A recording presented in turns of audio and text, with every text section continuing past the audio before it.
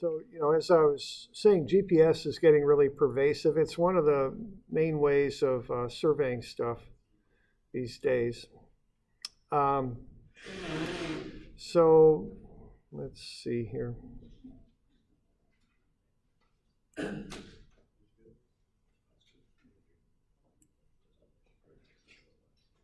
So when you generate data from GPS, it's kind of native way of expressing the coordinates. I mean, what actually comes out of a GPS is latitude and longitude.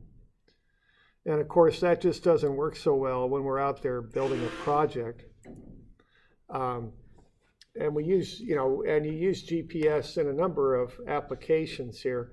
One application you use it for is to just do grade staking and to set things up for the contractor. So if you are a contractor, you'll be working off of the grade stakes. Often they're set with GPS. But of course, it's going a lot further than that. I mean, and I'm just trying to think if I've got anything here. I better get out of there. And let's see. Here's some stuff that kind of relates to what's happening now with GPS. What the operators will have in the graders and backhoes and things, they'll have a screen. So the way, the whole fundamental way that contracts are set up these days are different. I mean, it used to be that, for those of you that are CEMs, you'll learn about this at some point. But what you have the owner. You have different people who are specified to do certain things when you have a contract, a construction contract. So what you've got is you've got the owner, and the owner is whoever owns the land and wants to do the project. So that might be like Lynn Benton Community College or City of Albany or somebody like that. They hire an engineer. And the engineer also has a surveyor. Either they'll have them within their company or they'll subcontract out. And then you've got the contractor, okay? And if you look through a construction contract, you'll see those three parties specified. And they all have different responsibilities within a job. Okay. Now it used to be that the engineer and surveyor created the plans and then also staked the project. And that's still pretty much what's happening. So we've done grade staking twice now, and it's still pretty common. But what we're going to move to is a system where the engineer and surveyor creates a 3D model of the site. And that'll be done with a program like Civil 3D or MicroStation or you name it, Eagle Point. I don't know if they're still doing so much, but some they'll use a computer program. They'll generate a 3D model of the site is what they'll do. Okay, and that'll look something like that. Now what we have here is a roadway going over what looks to be a channel. There's probably a box culvert under there is what's going on. So that's an actual 3D model, okay? And then what they'll do is they'll give this model to the contractor. Within that model will be a set of coordinates as well that they've set up. So they don't so much give paper plans and grade stakes to the contractor. That's what happens, and it's still happening now. But in the future, they're going to give a 3D model of what the site should be when they're done, and a coordinate system set up, and maybe a GPS base station. Okay? That's what the future will bring. So here you see a cat with a GPS receiver on it, right on the cab. And then it's got controllers here on the blades so they can adjust the blade with respect to the GPS receiver, basically. And then, as I say, the operator has a 3D model right in the cab. It's telling them what to do. So this is kind of the next generation of what's going to happen with construction equipment and how this all works. Eventually, there probably won't be an operator. That day will come sooner rather than later. These things will just drive themselves around and cut and fill and do what needs to be done. Okay? So if you look at rented equipment these days, you might see a GPS receiver. It isn't going to be really big or anything. It's just a little bit of a receiver with antenna on it in the back, usually on the cab. And then on the blade, you've got a couple canisters there that communicate with the GPS. Okay. So you need to have a base station nearby to ensure that you've got good accuracy.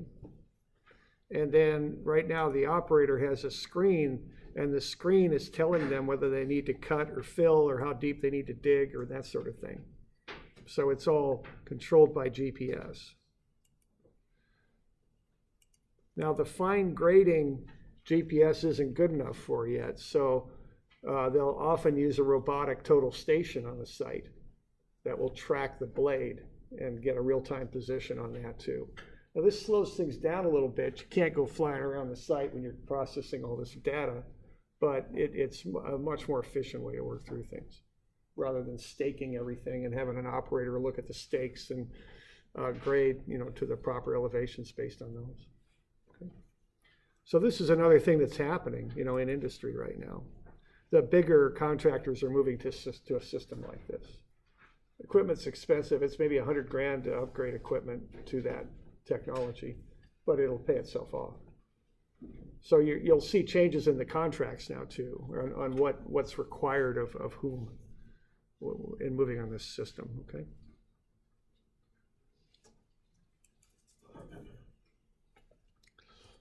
Okay, so we're seeing just more and more of this GPS type of equipment,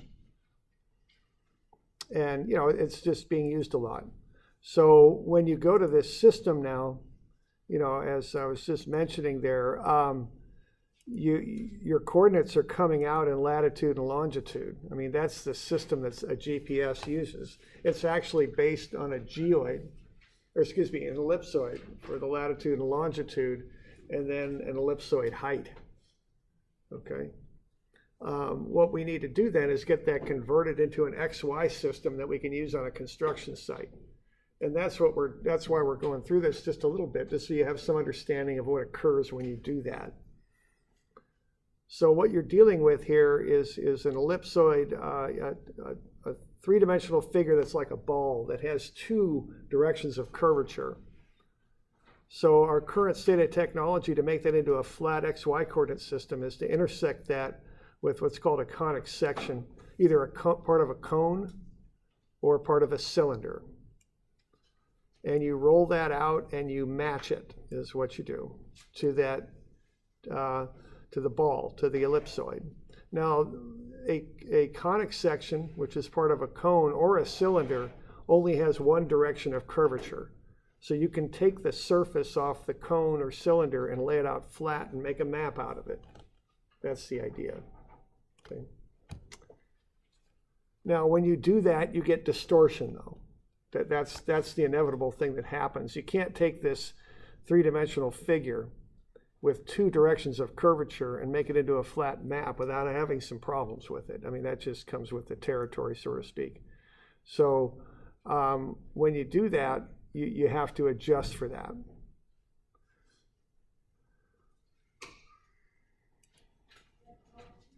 Okay, now the adjustments there are two types of adjustments that have to be made. One is the angles are off, and the other is that the distances are off as well. Because what we're doing to get our angles and distances is using our regular coordinate geometry. And when we do that, we're a bit off, okay? That's just basically how that goes.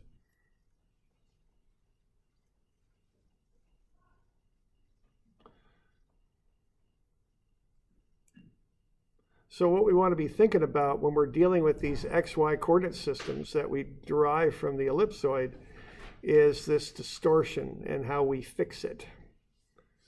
Now, the first thing you do is you keep the areas that you cover with your projections small so that there isn't a lot of distortion. The bigger the area, the more the error, okay? So here's a cylindrical system. Here's the flat line projection we're going to use. That cuts across either the geoid there or the ellipsoid. So that's where the distortion lies. When this curve starts varying off the straight line, the smaller the area you use, the less distortion you got. And that holds for both the conic section and a cylinder. Okay. Now, the other thing that happens when you do this is you get angular distortion as well.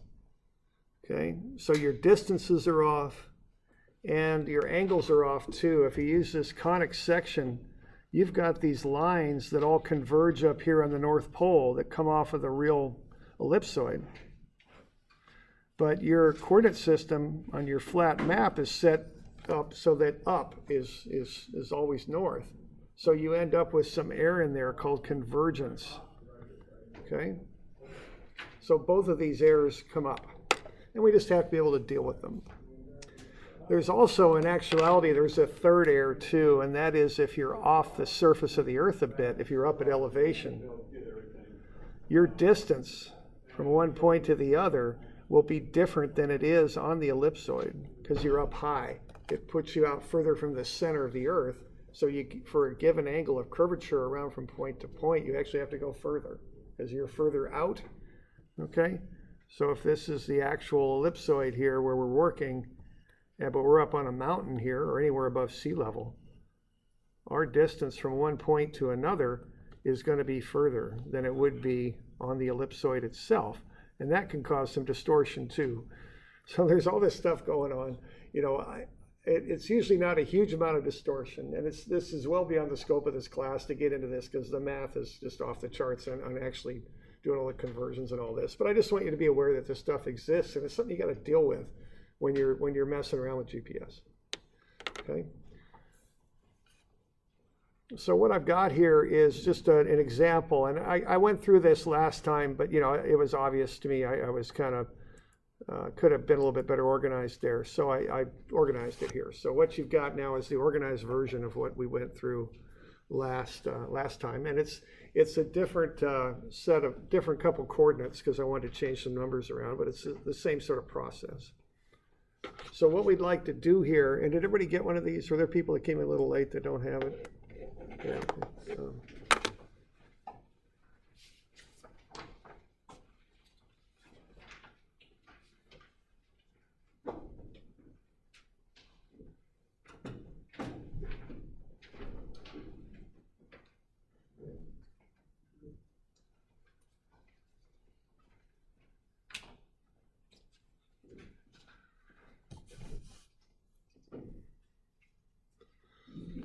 Okay, so let's find the geodetic bearing and distance, I should have said, between these 2 points.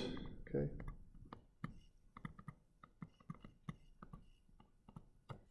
And that's really how we work. We work on the curved surface of the Earth. Okay. So I've got a couple latitudes and longitudes that came from GPS. Here they are. And let's get these things kind of figured out, how far apart they are and what direction they are apart, because that's common information you want to know when you're surveying. Okay, this is called doing an inverse. Okay, so the first thing you do is you link into my website. You go to this NOAA SPC utilities. SPC means state plane coordinates. Okay, so what we're going to do, we're going to go to that site right there, and there we go. All right, then you got to pick the right thing to do. And what we're doing, we're going from latitude, longitude to SPC. And again, SPC means state plane coordinates. This is a big system that's set up across the country to create flat maps out of our big curved Earth. So states, all these states have state plane coordinates set up. Okay, we use a conic projection here in Oregon. We've got 2 zones, a north zone and a south zone. So we're going to go latitude, longitude to state plane, the top selection there. I know that's kind of small, but I wanted to get it on one page. Okay, so you might need to put on your glasses for that. That'll take me out here. So what you can do, you can put in a latitude and a longitude. You don't need to put in a zone. And then you can hit submit. And it'll get you to the it'll tell you what the state plane coordinate is for a given latitude and longitude, right? And so this is a nice little utility. If you want to really learn about this, you can take that civil engineering surveying class at OSU, the junior level class. And they'll go through all the mathematics on getting this worked out. But it's a heck of a lot easier just to type stuff into the website, I think. So what do we got here? We've got north 44, 35, 19, and that goes into this website just as a, without any decimal points or anything, no degree symbols, no nothing. And then it's 19.7. And then that's the latitude. And then the longitude is W for west. It's 123.07. Now remember, you got to use zeros here. If you've got a single digit value, you got to put a 0 in front of it, or it'll get confused. Okay, it's looking for 2 digits. So if it's just 7, type in 07. And then 03.6. Okay, that's how you put the stuff in. And then you just hit submit. And what it gets you, and it's just shown on your handout over there on the right, is it gets you the northing, the easting, which are the Y and the X. It gets you where it is. ORN means North Oregon zone, so Oregon North Zone. And then it gives you the convergence, which is the angular error, and it gives you the scale factor for the distance. That's from the NAD 83 projection datum. Okay. So that's what you can do at this website. It's handy. It's maintained by the government, federal government. Okay. So that's a pretty good one to use if you ever need it. Okay, so now we've got that. Okay, so now we know what the XY coordinate of that point is. And I have the second point, and I found the XY coordinate of that also. Plus I found the convergence. Okay. And the scale factors. Now notice they're different for the 2 points because that depends on where you are on the projection, what those scale factors and convergences are. Okay. So now what I'm going to do is I'm going to figure out how do I get from A to B. I've got them plotted up here, and I'm going to calculate a latitude and a departure. So what I do if I want to go from A to B is I take B minus A. So B minus A gets me 207.039 and negative 99.214. So that's the latitudes and departure to get from A to B.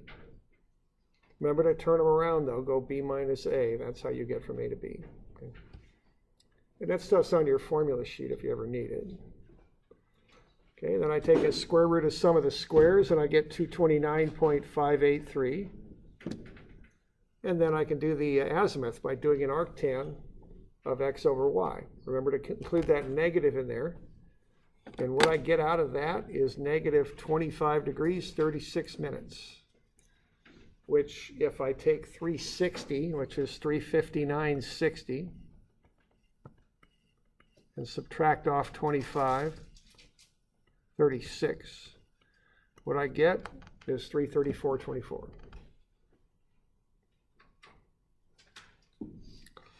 Okay, so what I've got now is the distance in meters and the azimuth from A to B.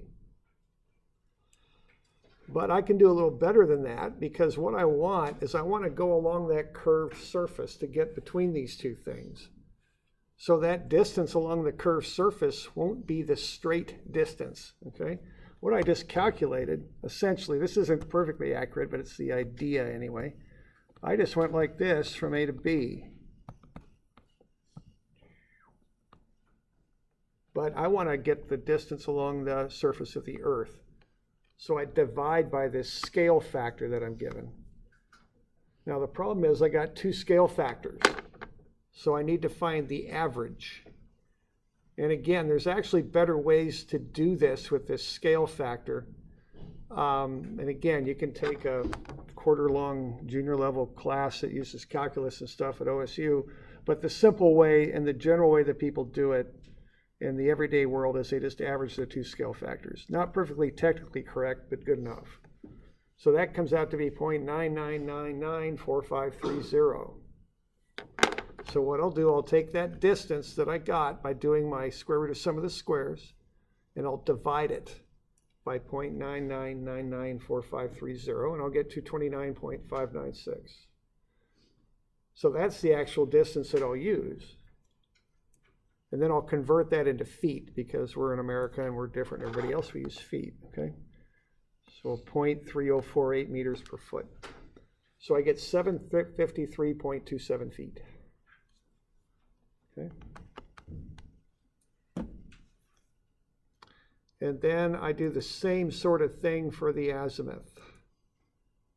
I find the average convergence by just adding the two together, dividing by 2. I get -1 degree, 51 minutes, 24.79 seconds, but I'm only going to take it to the minute. So I'll take the azimuth I calculated, subtract off the 1 degree, 51 minutes, and that'll get me the actual azimuth. Okay. So those are some of the things that are being thought about to get from this GPS data to what we actually use. Okay. And it all has to do with the fact is that double curved ellipsoid, that ball that the Earth is, you just can't squash it down and make it to a flat map. It don't work, okay? You get distortions. Okay. So we got any questions on that?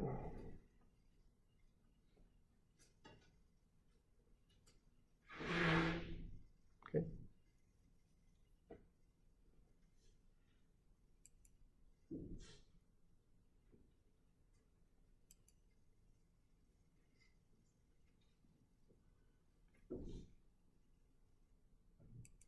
All right, why don't we kind of look again in a little bit more detail at the GPS work that we did on Thursday. And remember, just get that little sheet in there to turn it into me. That way I'll check you off for having done the lab. Nice easy lab points for doing that. Just turn that thing in, you're good, okay? So, and all I really wanted was for you to get your hands on the equipment and just get used to it, you know, just use it a little bit. That's all I was looking for, okay, on that. Because, you know, if you're working this summer or something, you might end up doing something like that. And when you start working your career, same thing. All right, so this is a system of satellites developed by the GPS was developed by the U.S. Department of Defense. Russia has something called GLONASS. Europe is developing the Galileo system. So there's no shortage of satellites up there now. The modern equipment you get will read all 3 systems. Okay, so there's just lots of satellites floating around up there. Okay. So what these satellites do is they send radio signals out. Our GPS receivers pick them up.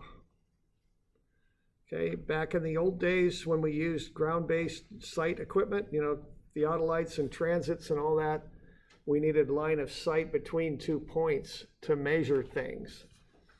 So the old geodetic surveys, they actually, you know, on flat ground, they built these big high towers with a good stable platform to put an instrument up there, and they'd have to climb up in that thing and shoot to the next one.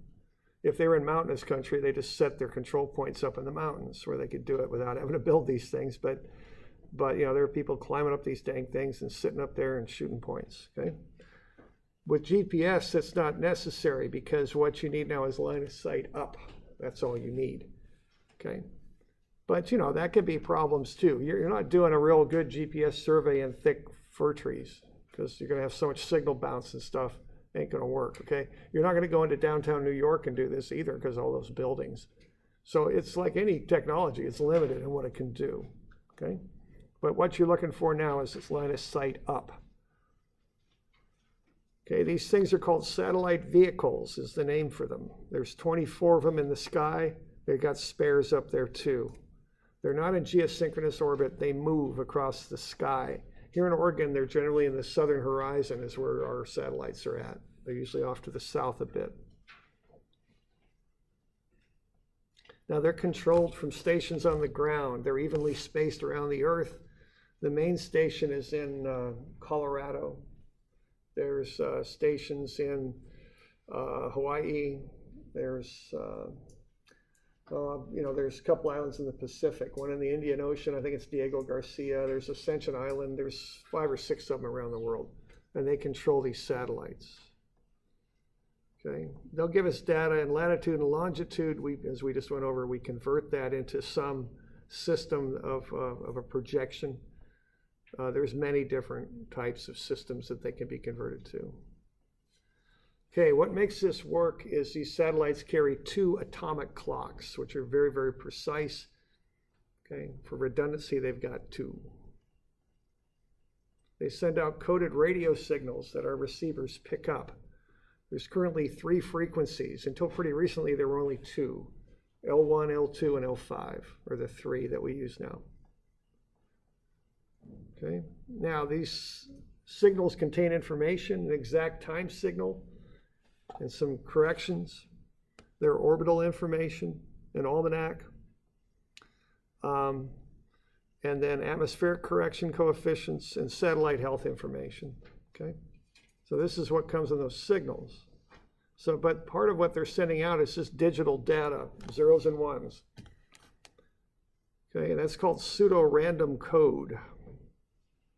There's all different kinds of code, but again, you could take a GPS surveying class and learn all about this stuff, but it kind of goes up in precision. CA code is the stuff you probably got in your handheld Garmin. There's P code, which has better precision. The new stuff is LTC code. Okay, the better the code, the quicker your system can initialize, and the more precise your readings. Okay.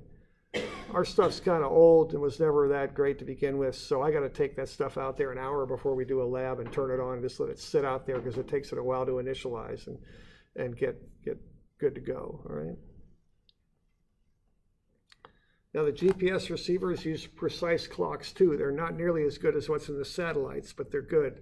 They're quartz clocks. And I think that's part of the price differential you'll pay for better GPS is you'll get a better clock, okay? The GPS receiver generates the same code at the same time as the satellites. Because of that, it can figure out how long it takes this bit of code to reach it from the satellite. The speed at which these radio signals travel is known, so you can back into how far you are from any satellite when you can receive its data, because you know the code it sent out and exactly when it was sent. Okay. So there's a processor on there that will find these distances. So you need 3 satellites for position, 1 for time, a 5th one to fix errors. So you need 5 satellites in view to really get any sort of reasonable GPS data. So what you're doing distance intersections to figure out where your receiver is. So by knowing the positions of these satellites and how far you are from them, you can determine your position on the Earth. Okay? That's how this works. So this is just a whole different thing than setting up an instrument and turning an angle and shooting a distance. It's much more complex. There's also something called carrier phase, where you look at the phase length or the one cycle length, the frequency, I guess you'd say, of or not frequency, the wavelength of the radiation that's coming. Again, that's a little bit more advanced, but that's another way you can kind of lock your position in. So we get these direct distances. They're called a pseudo range. We do error correction. We get the range. Lots of errors associated with this. The first one is intentional error introduced by the Department of Defense. It was turned off in 2000. Before 2000, it was a big deal. Okay, that just throws the system off randomly, different directions. Atmospheric error is another. When these radio signals travel through the atmosphere, it affects their speed. Okay, that can also be affected by the angle at which the signal's coming in. The flatter the angle, the more atmosphere it's got to travel through to get to your receiver. There's orbital error. Those satellites aren't usually right on the orbit. They're going to vary a little bit. That's called ephemeris error, is the fancy name for that. You can have clock errors. You can pretty much rest assured that any clock error is in the receiver, not in the satellite, okay? Because the satellites have atomic clocks in them. Very expensive, and they have 2 of them. Bouncing waves can cause multipath. You'll think, if you get multipath readings to your receiver, you'll think it's further from the satellite than it actually is, okay? So if those signals bounce off of something, they can still hit your antenna and get you a false distance. All right, how the constellation of satellites is around you affects things too. That's analyzed as a number called DOP, dilution of precision. Usually if your DOP is above 5, the data quality is very poor. So we want our DOP below 5. Good DOP means the satellites are spread evenly across the sky. You get a nice clean intersection of distances. Bad DOP means they're flat on the horizon and clustered together, so you don't get a nice clean intersection. Okay. Also something called residual, which is if you got more than 4 satellites, you'll get more than one solution to where you are, and that can cause a little bit of confusion. So you need to get that rectified. Keep in mind that what's happening here is your processor, wherever that is doing a lot of statistics, because you're taking a reading, how many seconds do you take readings at? 2, yeah. So every 2 seconds you're taking a reading. So when you're doing serious GPS surveying, you're sitting on a point for 20 or 30 minutes, or even hours sometimes. Just look at 30 minutes. Okay, reading every 2 seconds, if you're set up that way, that's 30 a minute. 30 minutes times 30 readings per minute is 900 readings. That's how much you got on one point if you want to do serious control work on it. You can do a lot of statistics with that, okay?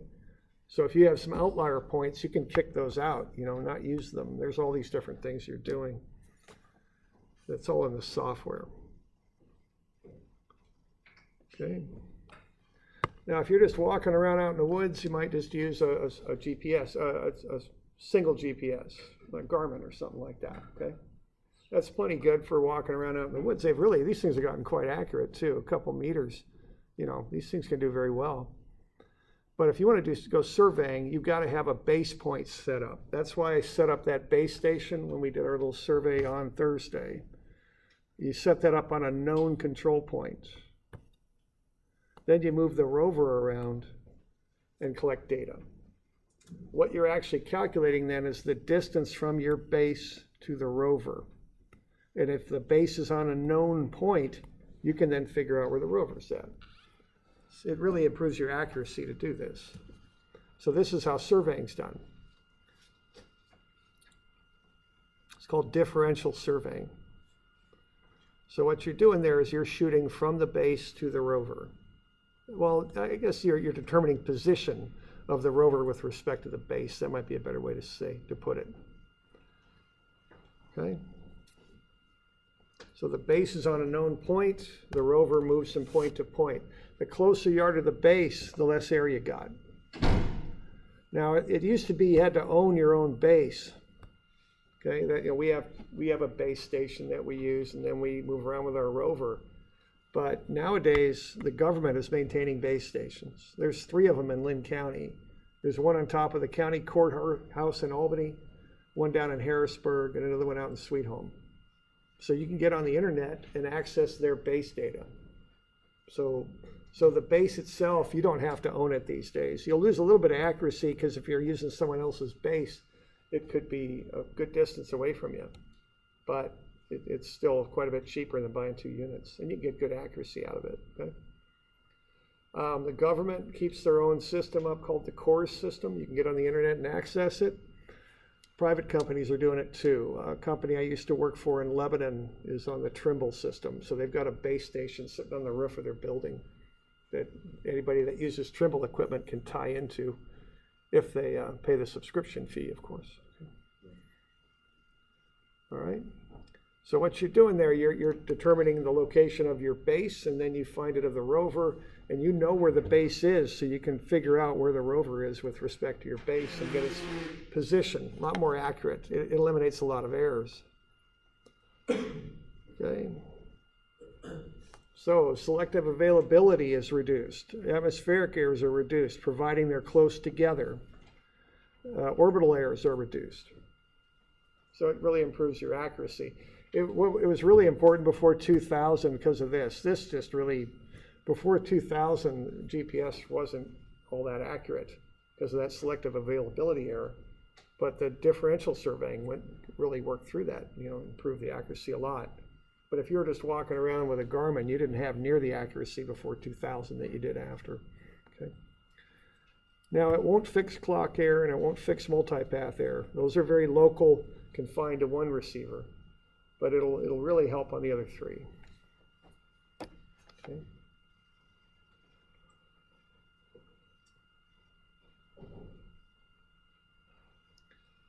Okay, there's 3 frequencies. The more frequencies you have, the better you can correct for atmospheric error. Okay. So the newer equipment runs off of 3 frequencies. There's L1, L2, and now there's L5. Okay. Or LC5, I can't remember what they call that thing. And I don't know why they went from 2 to 5 either.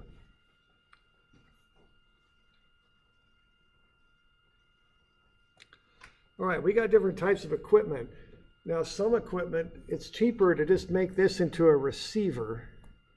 When you're done, you take it in and plug it into a computer, download the data, and process it on your computer. That's called post-processing equipment. All you can do with that is find out where you were. When we were doing that survey on Thursday, you couldn't tell me where you are when you were doing it. But after the data was processed, then we could figure out where you were, okay? So what you can do with that kind of surveying is you can do a boundary traverse.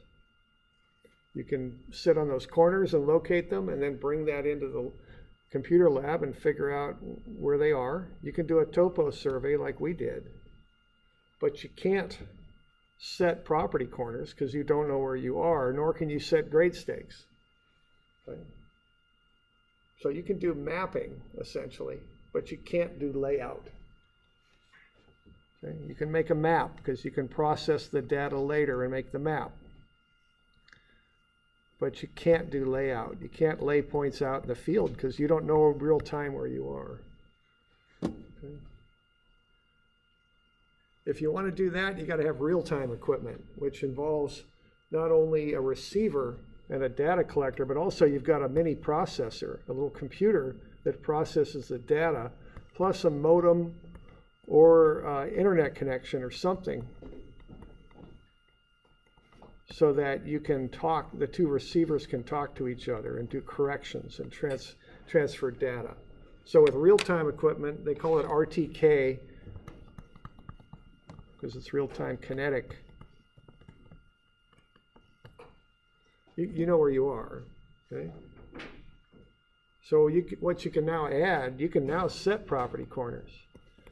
You can set grade stakes.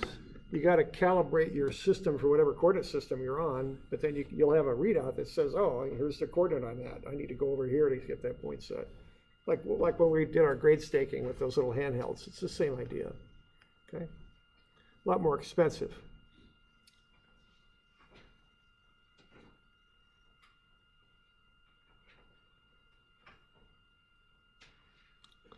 All right, now the first thing you do if you're going to do GPS surveying is you do mission planning. You download an almanac, enter your survey date and location, and choose an acceptable time to do the survey. All right. So here's the data from the day we went out. What we've got is we've got our site set up at LBCC, right there. LBCC is specified by its latitude and longitude.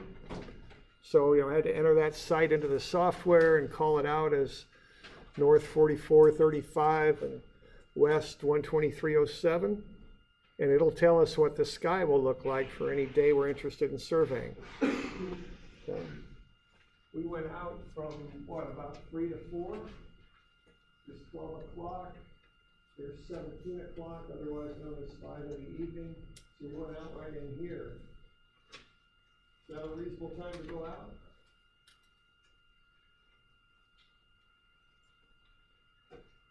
Okay, the blue bars are the number of SVs, which means satellite vehicles.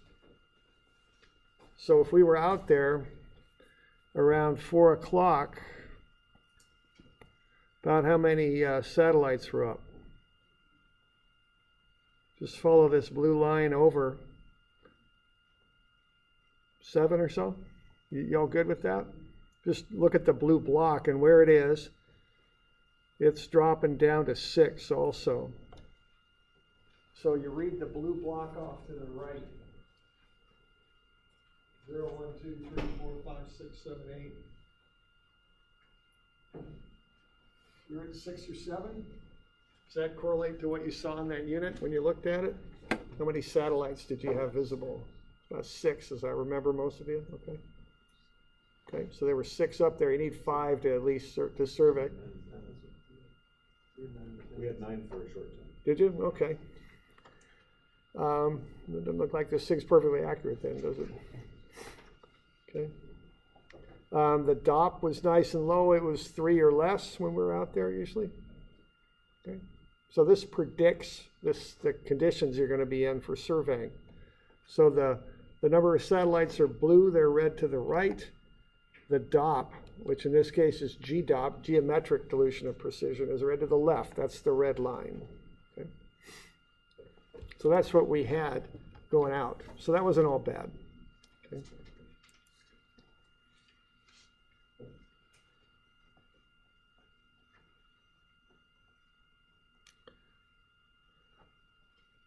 Okay, we'll take a bit of a break here.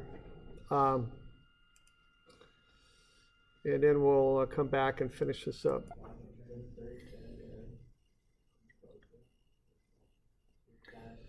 Okay, when we finish this stuff up, I'll get you some review stuff for the final too.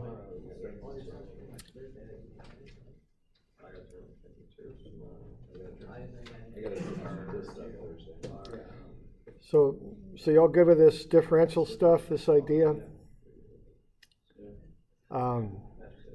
You know, on Thursday, we just went over that a little bit, that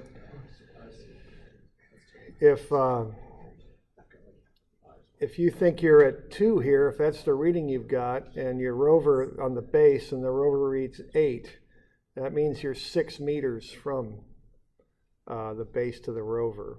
And if this all of a sudden shifts up to 3, the rover will probably shift up to 9. They're still 6 apart. So what you're after there is the differential in position.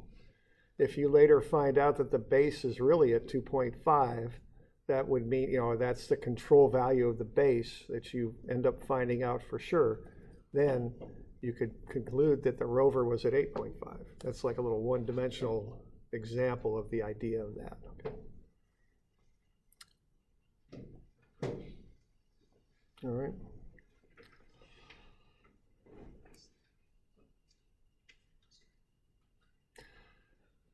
All right, so we were using post-processing GPS gear. That's what we've got.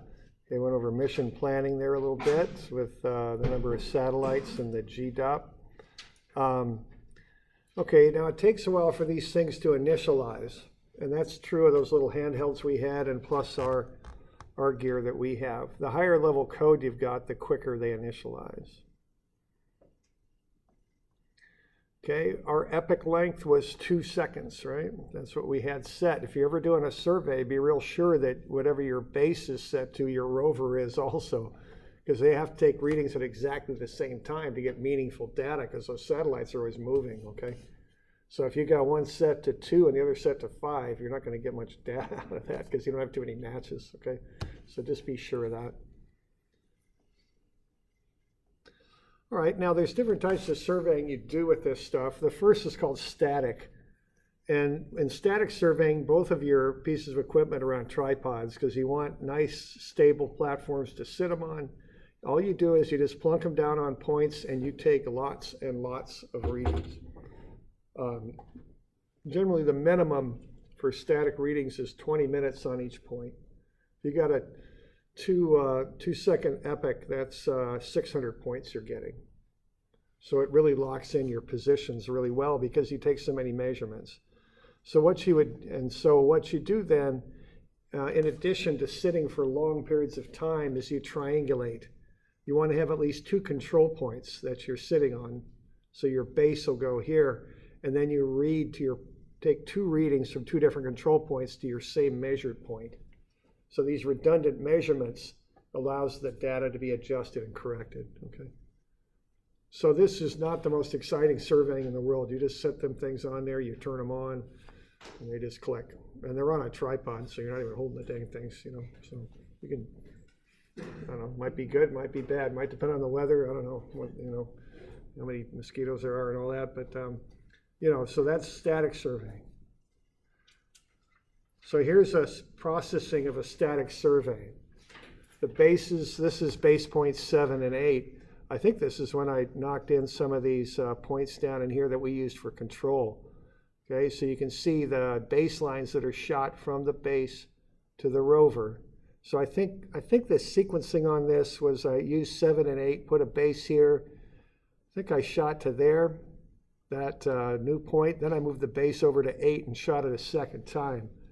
And then double processed that so I knew right where this one was. Then I used it as a base to triangulate on these 2. So I double shot the others as well. So every point there is doubled up. It's triangulated in. So that gets you very precise data. So this is how you do control surveying with GPS. You set for a long period of time, so you take multiple readings, and also you triangulate. So it's the same sort of principle as traversing or level loops. Redundant readings, careful readings that you can check. I mean, that's really what you're after here. And so you burn a lot of time doing this, which of course is money, but your point is, your idea here is to really precisely locate these control points.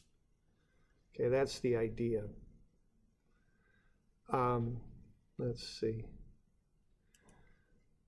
So here's a control survey that was done, and this is on those other 3 control points, I think, that we used. So you guys used these 4 points when we did our topo survey. And then 7 and 8 were controls, and then 41, 2, and 3 were new points that were set. So here they come in off of just off of the receivers. So they've calculated their own positions, and it brings those points in. It's calculated latitude and longitude for those. Okay, so the survey points are imported. That's the first thing that happens. Okay, so there they are. Okay, then here's the navigated points. So all these points are shown on a time graph here. So the data is shown on when they were surveyed, the time of day. Okay. So these are the different points, and here's when there were units sitting on them. This was done with 2 receivers, a base and a rover. Right? No, it was a 1 base and 1 rover. Okay, then what happens here is I told the software, okay, point number 7 is a control point, and here's its location.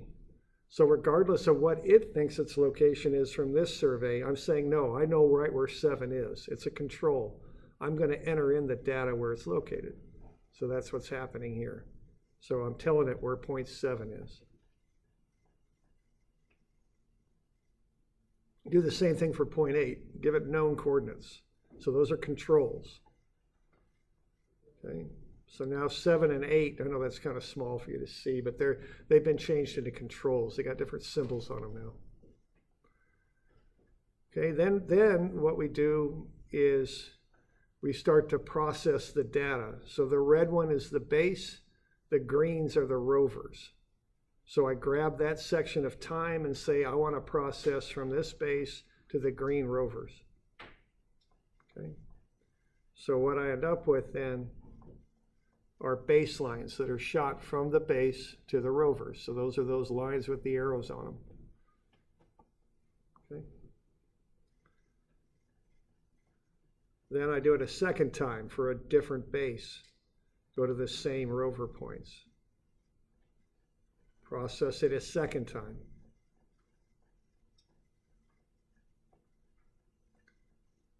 So there's the second set of processing. So each one of those points has been shot twice now. Okay.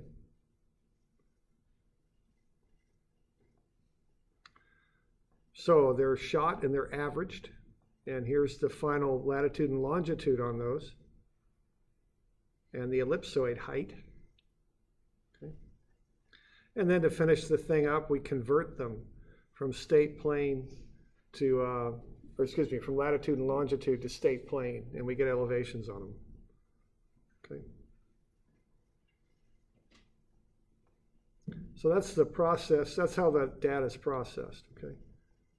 So the basic idea here is you bring the points in, they've got points, the GPS has calculated their positions, but it may not be that good. So I'm telling it, I know where points 7 and 8 are. I've got exact positions on those, better than what you just got. So I enter that in. And then I say, okay, tell me how to get from that one base to those 3 rovers. And I process that. So it shoots baselines from the base to the rovers. And then I want to double up on those, so I'll move my base down here and move those and shoot those, move the rover around and pick up those points a second time.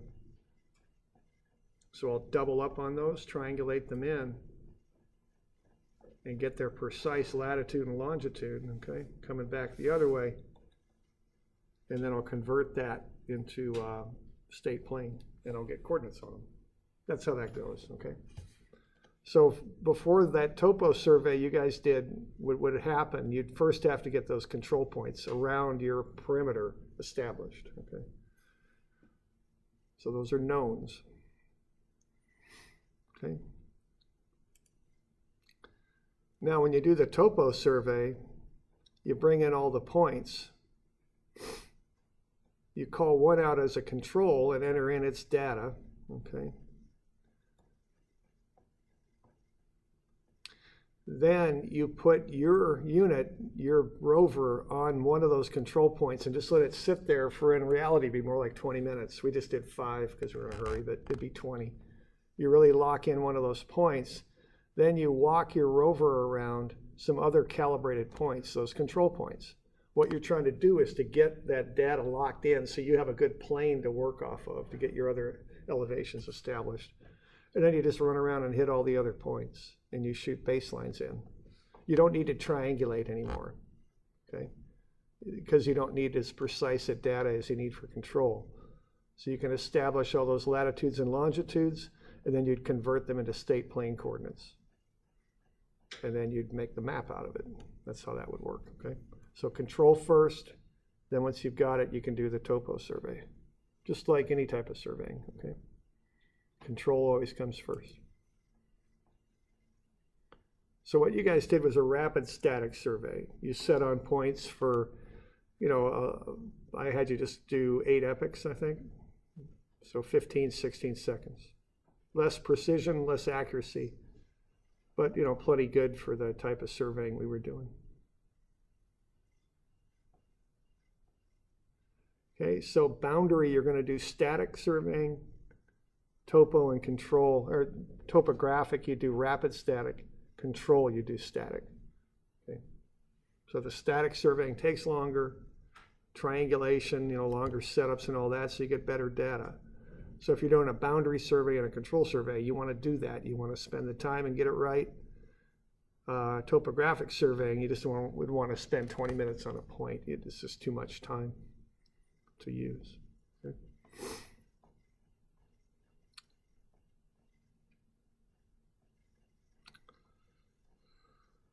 Okay, let's see. A couple other things here. Okay, so the GPS reads in latitude, longitude, and ellipsoid height. Then you convert that into some sort of state plane or some sort of projection, XY coordinate, and an elevation from mean sea level. That's how that works. Okay.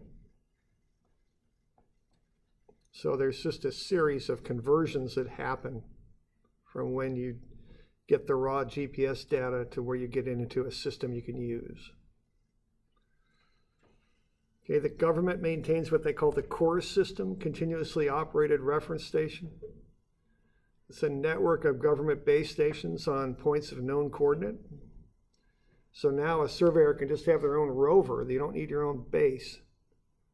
You can download your GPS data onto the internet to get a position. Here's all the CORS base stations.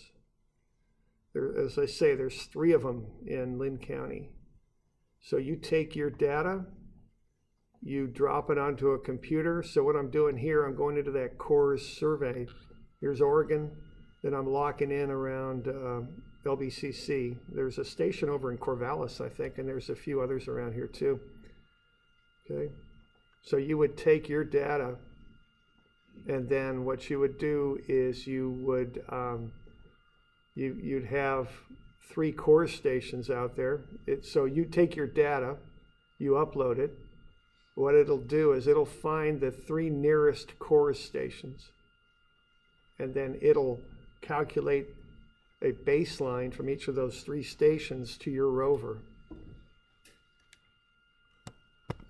Okay, so it'll calculate that, and that, and that, okay? So it'll calculate 3 base stations. My pen's not working too well here at the moment. And based on that, it'll average in the best position of your rover that it can get, based on 3 CORS stations that are on the internet. So what this means is you go out in the middle of Nevada, in the desert, plunk down a rover, let it sit there for an hour, upload the data into the internet on the CORS system. It'll come back and send you a position of your rover in a day, which is pretty handy, being as in the old days you had to hand survey that with a theodolite and find control and walk it all the way out in the middle of the desert. Now you can just plunk down one of these things and get on the internet, and it'll get you a GPS position. Okay, so that's the CORS system there.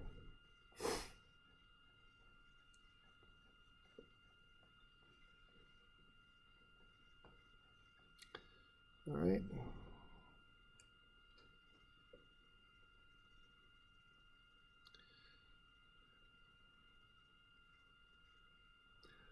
All right, so that's just a little bit there on GPS and how it works. It's, you know, there is quite a lot to know about this. It's, like I say, it's not just an angle right and a distance anymore. It's quite a bit more complex.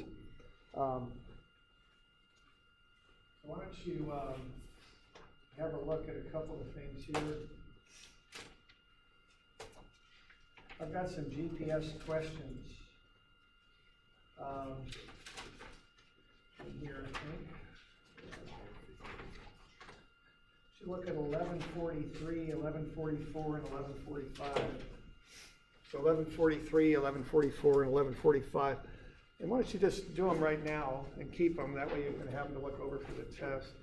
I've got a test review for you also in my handout.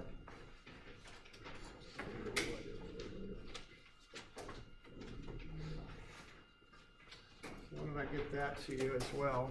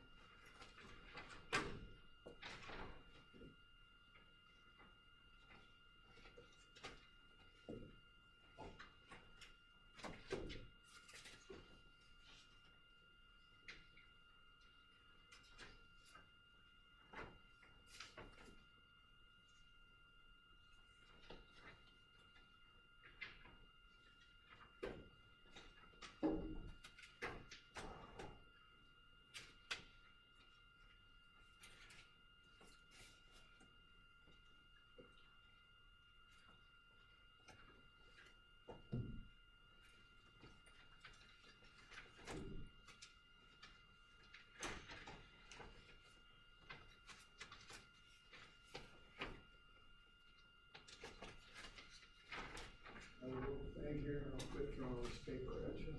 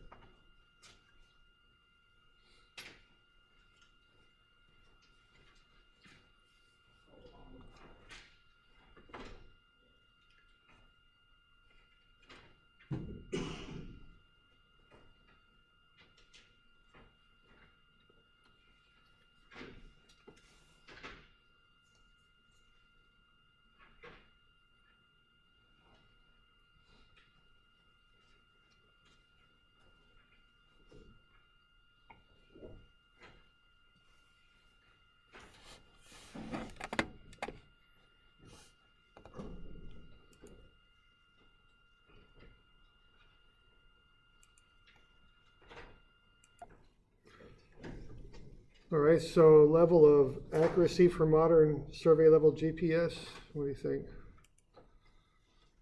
Centimeter? Yeah. Sub-centimeter is what they call it, yeah. Okay, static survey, you're sitting on the points from 15 to 30 minutes is what you're doing.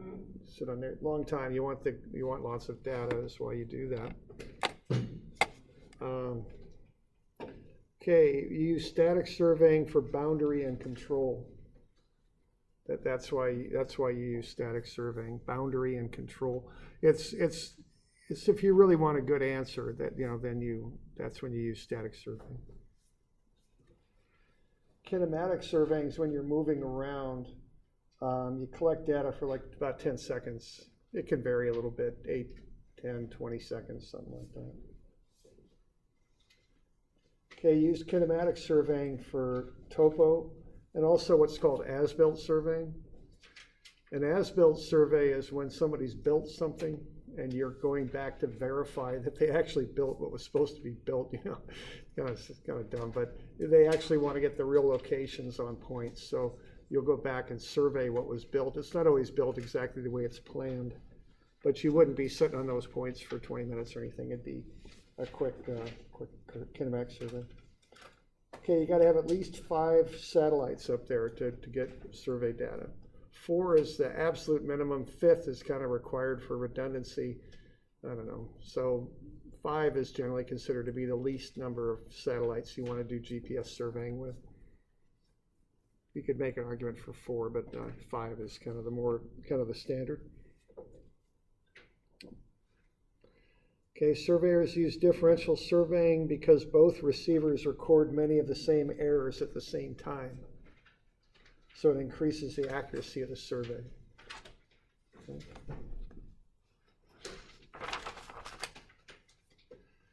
All right. Atmospheric error is D, caused by the ionosphere and the troposphere. There's different layers of the atmosphere that cause error. And the main ones are ionosphere and troposphere. Clock error is differences in the satellite's clock and the clock on the receiver. Selective of it, so that's A. Okay, selective availability is E. That's an error intentionally introduced by the Defense Department, so that's E. Multipath is reflection of signals off of surfaces. It's B. Satellite orbit error is also called ephemeris error, and that is C.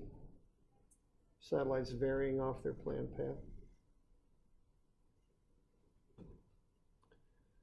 Okay, receiver on a known point is the base. Receiver on an unknown point is the rover. GPS is global positioning system.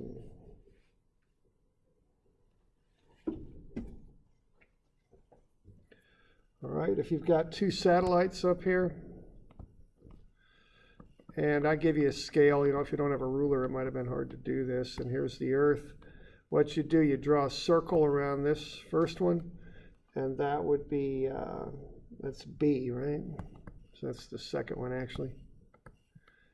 2 seconds, 2.5 centimeters a second, so that would be a 5 centimeter circle, which is about 2 inches. And then this other one is 3 seconds, so that'd be 7.5 centimeter, about 3 inches. They'd intersect where the point is. That's the idea.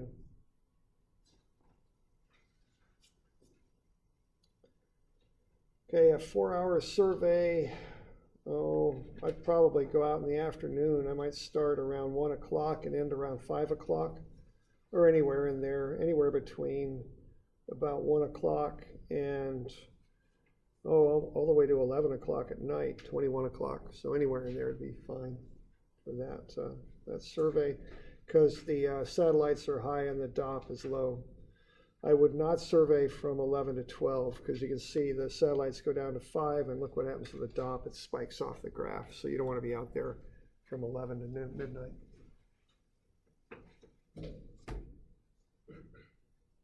Everybody okay with that?